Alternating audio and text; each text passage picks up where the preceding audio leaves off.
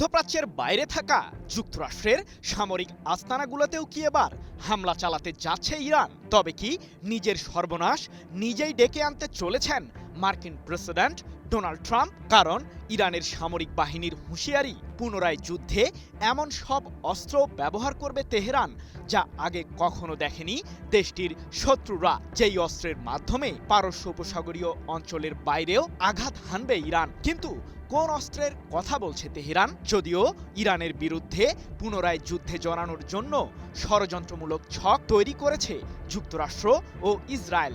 প্রশ্ন হলো, ইহুদিবাদীরা কি পারবে সম্ভাব্য এই যুদ্ধে ইরানের বিরুদ্ধে জয়ী হতে? ইসরায়েলের উস্কানিতে সাড়া দিয়ে জটিল এক জঞ্জালে পড়েছেন মার্কিন প্রেসিডেন্ট ডোনাল্ড ট্রাম্প।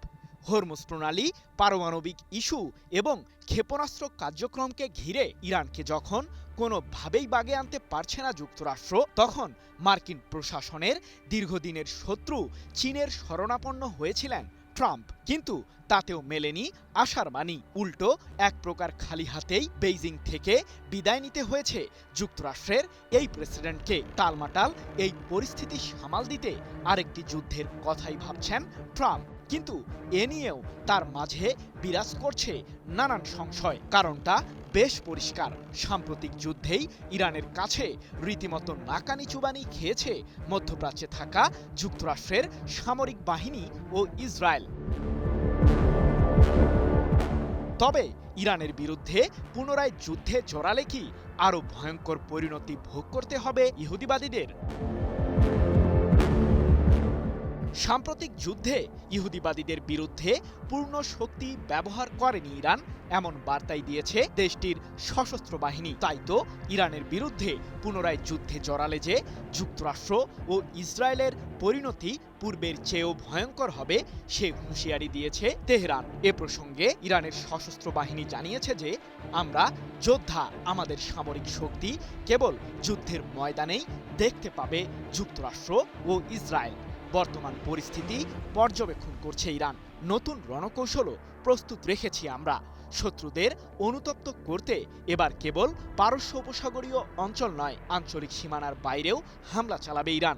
এক্ষেত্রে নতুন সমরাস্ত্র ব্যবহার করা হবে যা আগে দেখেনি ইহুদিবাদীরা। 23 মে এক প্রতিবেদনে বিষয়টি নিশ্চিত করেছে ইরান ভিত্তিক সংবাদ মাধ্যম তাসনিম নিউজ এজেন্সি।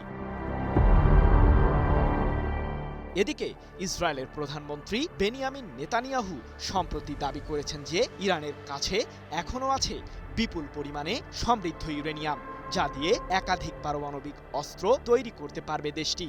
আর সেই সমৃদ্ধ ইউরেনিয়ামগুলোকে উদ্ধারে আবারও ইরানের বিরুদ্ধে যুদ্ধে জড়ানোর হুমকি দিয়েছেন ইসরায়েলের শাসক।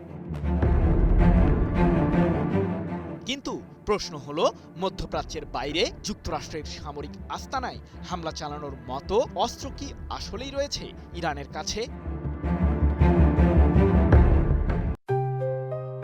JBS holdings limited. হরমুজ প্রণালীকে ঘিরে বর্তমানে উত্তাপ বিরাজ করছে পুরো মধ্যপ্রাচ্যে। কারণ সামুদ্রিক এই রুটটির নিয়ন্ত্রণ ইরানের কাছ থেকে ছিনিয়ে নিতে মরিয়া মার্কিন কেন্দ্রীয় কমান্ড।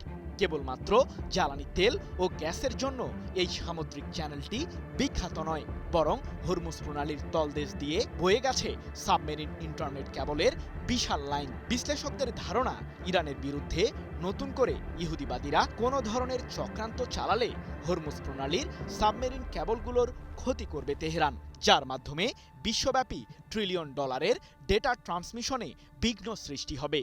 ফলে ব্যাহত হবে বিশ্বজুড়ে ইন্টারনেট যোগাযোগ ব্যবস্থা, যার মাধ্যমে ব্যাপক ক্ষতির মুখে পড়বে মধ্যপ্রাচ্য সহ পশ্চিমা বিশ্ব। সৃজন মাহমুদ, নিউজ 24।